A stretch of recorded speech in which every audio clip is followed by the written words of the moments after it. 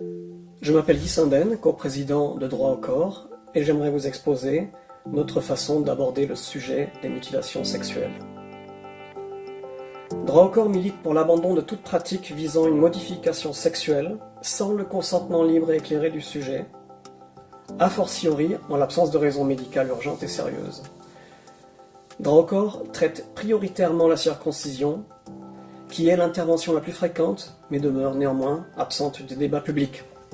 En général, les réactions habituelles à une souffrance subie sont l'indignation, la tristesse, qui souvent s'extériorise par la colère et peut générer un besoin d'affrontement.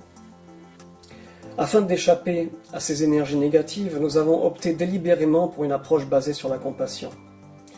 Car au-delà de la souffrance des victimes, il est nécessaire de prendre également en compte celle que pourraient éprouver les individus se sentant menacés dans leur tradition.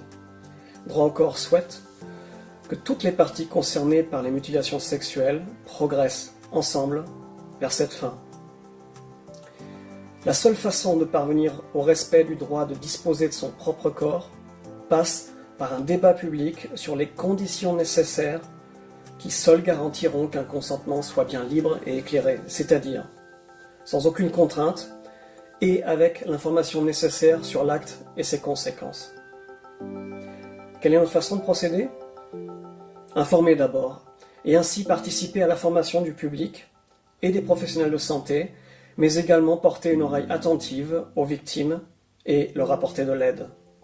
Notre conviction profonde est que c'est la seule façon d'obtenir l'abandon de ces pratiques. Certes, ça sera plus long, mais nous sommes persuadés que ce sera beaucoup plus efficace dans la durée qu'une simple interdiction.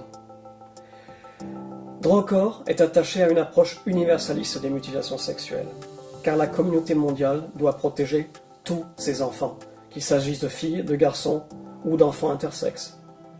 C'est pourquoi nous nous réjouissons de la création d'une alliance internationale des mouvements interactivistes en cette journée du 7 mai, qui marque d'ailleurs le 8e anniversaire du procès de Cologne.